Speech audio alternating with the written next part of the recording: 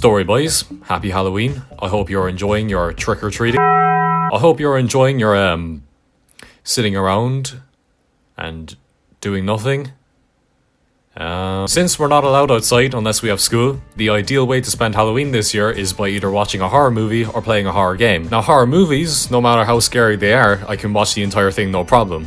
Horror games, oh Jesus Christ, no. I don't know what it is, but playing games that are out to scare me, no, I just can't play them. Now, that doesn't mean I can't play any horror game. I am a huge fan of Resident Evil, but that series isn't particularly scary even if it's labelled as a survival horror. Mr. X is the only feature from the entire series that I would call scary as fuck. Now, back to the topic of horror games. Even though they may leave me with PTSD, there are still some that I wanted to play.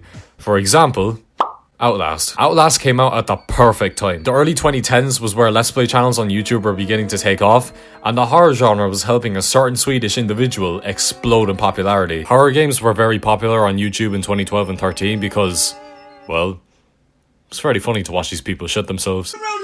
Ah! Shit! Fuck me! Shit! What the fuck? I don't fucking know! Fuck! Stop screaming! Stop!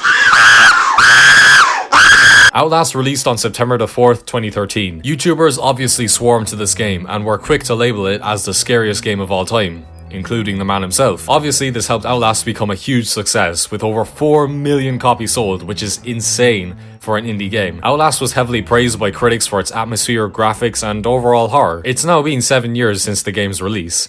While I have played parts of it with friends, I've never sat down and played the full game up until now. I wanted to see, was Outlast really that scary, and does it hold up in 2020? Nah, Christ, but I don't want to play this game.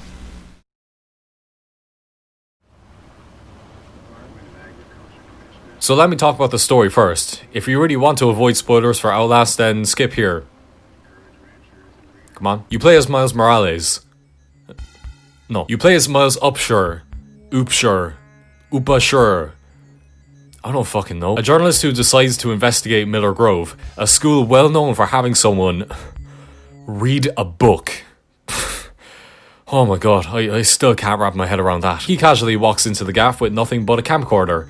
Not even some form of protection like a knife or a gun, just a camcorder. This fiend is asking to die. You find the place ransacked, and an officer impaled on a stick tells you to get out as the inmates have escaped and are ransacking the place. Now, at this point, any normal human being would turn around, head back out, drive away from the mansion, and report it to the authorities. But since this is a horror game, Miles completely ignores what the officer just told him, and continues to venture. You're attacked by some mutant thingamajig and encounter Father Martin.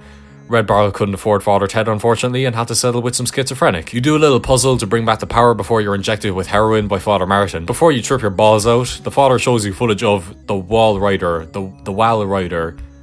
See, it's one L, so I don't really know how it's pronounced. Anyway, the Wall Rider is supposedly responsible for messing up the gaff. After tripping balls for a few hours, you wake up in a prison cell and you're pursued by the big mutant thing. You know what? We're just gonna call him Ethan. Yeah. Ethan. You're pursued by Ethan and these two weirdo twins as you escape through the sewers. Unfortunately, you're captured by Dr. I don't know his name. Fucking Dr. Robotnik. He straps you to a wheelchair and chops your fingers off. Why? What have I ever done to you?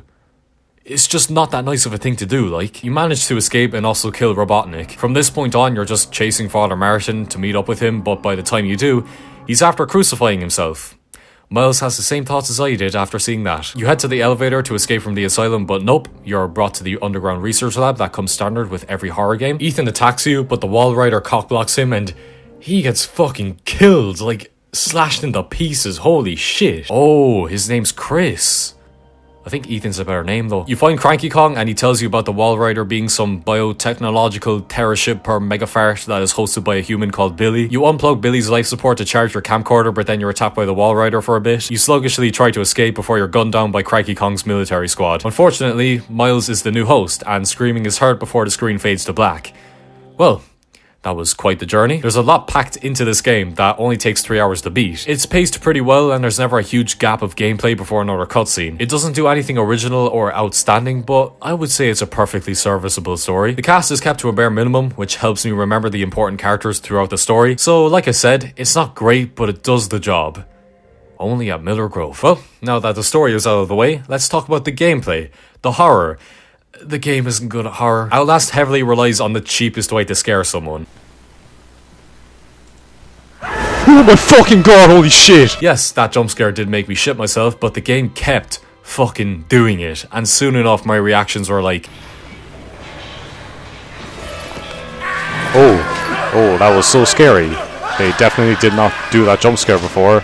Oh, that was so scary. The game's unsettling atmosphere is completely ruined by the player just waiting for the next jump scare. Even these chase scenes, when dramatic music plays as you hear footsteps right behind you, it was really tense the first couple of times, but once again, they kept fucking doing it. The horror becomes very formulaic after a while. They don't add anything new to keep you scared, and it ruins the experience. Also, nothing really sticks with you. What I mean by that is, there is nothing so petrifying in Outlast that it'll keep you up at night. When you're awake at 2 in the morning because you're having nightmares of Mr. X breaking into your room, then the game did a good job at scaring you. If you asked me to pinpoint one scary moment from Outlast, I'd be like... I don't know. Well, I can't remember characters that would chase after you. They're not that scary, they more feel like a nuisance. Outlast just doesn't do a good job at keeping you on the edge of your seat and constantly shitting yourself. The Minecraft cave sounds are scarier than this entire game. Jesus Christ on a breadstick! Now the gameplay... Most of the time it's just, thing isn't working. Activate 2 other things. Avoid monster. Activate thing when it works. Move on. Not too bad the first time, but this happens every single time. Just like the horror, the gameplay is very formulaic. It's not that I wanted stroke-inducing puzzles, but a variety of different ones would have kept the gameplay fresh enough. The only time you're not doing these puzzles is when you're looking for your camcorder, which I have to say is where the gameplay really shines. You're so used to using the camcorder's night vision to light up corridors that it's a lot more tense without it. It's a really good moment of the game, but other than that, it's the same old. Graphically, this game still looks great 7 years later. Outlast is an indie game, but it looks like it was developed by a AAA studio. It's amazing that none of it looks dated yet. I did like the soundtrack a lot. Definitely not because it reminded me of BioShock. Nope. Not at all. It's chilling, but very well made at the same time. It's a shame the horror isn't that good in Outlast because this soundtrack would be perfect if used in a really scary game. So, is Outlast really the scariest game of all time? No. I wouldn't even say it was at the time. Amnesia was much better at scaring the player, I think. I'm actually shocked at how disappointed I was with this game. To be fair, my expectations were very high because of everyone saying it's the scariest game they've ever played, but... Really? This was enough to freak some people out? I'm fucking terrible with horror games, but I didn't find Outlast that scary after the first couple of jump scares. It doesn't do anything like psychological horror, for example. It's just... jump scares and a bit of gore. It's really underwhelming, and I'd even say it's overrated. Am I done with Outlast?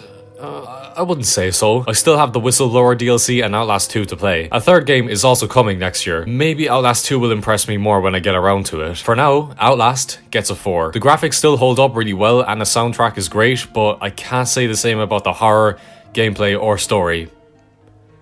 Probably because it doesn't have Father Ted. Thank you for watching my video. If you enjoyed, remember to subscribe with the notifications on. Only 9.6? Jesus Christ. Only 9.6% of you are actually subscribed, which could possibly harm my channel, so subscribing would help me a lot. Leaving a like and maybe a comment is also hugely appreciated. And also remember to follow my Twitter down in the description. As for my next video, well... I do have exams coming up this November, but I have recently bought Mario 3D All-Stars and Death Stranding, so... stay tuned. Subscribe.